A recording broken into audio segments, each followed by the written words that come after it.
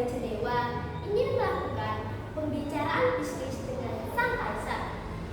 Jalan yang dilaluinya panjang dan rumit. Banyak sungai yang harus diseberanginya.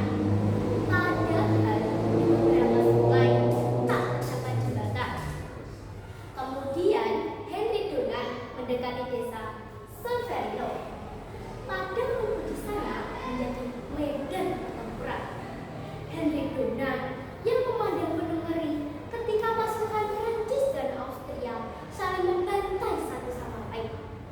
Menjelang petang, padang rumput di sana dipenuhi oleh ribuan prajurit yang tergeletakkan, tewas maupun luka-luka. Tanpa mengenal Henry Dunant membagikan diri untuk melakukan tugas pertolongan ini. Ia bahkan mencatat pesan-pesan kebutuhan dari mereka. Kaum perempuan tidak mau disuruh beristirahat maupun pergi dari tempat itu. Sekembalinya Henry Dunant di Jenewa, ia tidak dapat melupakan pengalamannya tersebut.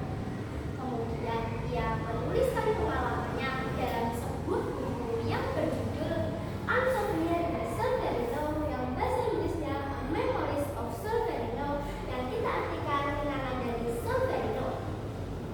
Buku Un Souvenir de Solferino diterbitkan pada tahun 1862. Pada tahun itu juga muncullah sebuah gagasan. Yang pertama, membentuk organisasi sukarelawan internasional. Yang kedua, membuat perjanjian-perjanjian internasional. Pada tahun 1863, gagasan tersebut pun terwujud. Henry Dunant bersama 4 warga Jenewa lainnya mendirikan Komite Internasional Pertolongan Korban Luka, yang kemudian hari ini menjadi ICRC, Komite Internasional Palang Merah.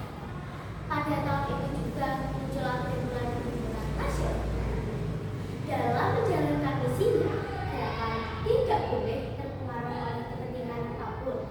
Oleh karena itu, sangat diperlukan adanya prinsip dasar yang dapat dijadikan sebagai pedoman dan landasan moral bagi organisasi yang diakui dan dihormati secara internasional. Pada tahun 1921, Komite Internasional Palang Merah atau ICRC mencoba prinsip dasar yang dirasa perlu sebagai dasar dalam setiap tindakan dan gerakan. Teks inilah yang menjelma menjadi prinsip-prinsip dasar gerakan Palang Merah dan Bulan Sabit Merah Internasional yang diproklamirkan dalam Konferensi Internasional Palang Merah dan Bulan Sabit Merah Internasional di Wina, Austria tahun 1965, yaitu: 1. Ada prinsip kemanusiaan. 2. Ada prinsip kesamaan. 3. Ada prinsip kenetralan. 4. Ada prinsip kemandirian. 5. Ada prinsip kesukarelaan. 6. Ada prinsip kesatuan. 7. Ada prinsip keseluruhan. Teman-teman tahu tidak apa yang dimaksud dengan prinsip kemanusiaan? Tidak.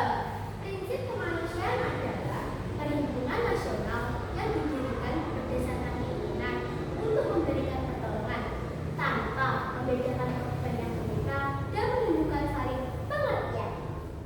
2. Prinsip kesamaan.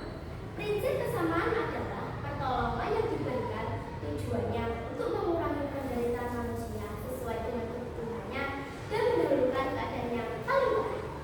3. Prinsip kenetralan. Agar setiap saat mendapat kepercayaan dari semua pihak, perhimpunan nasional tidak boleh melibatkan diri dalam pertentangan maupun memihak.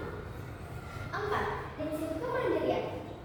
Perhimpunan nasional di samping membantu pemerintah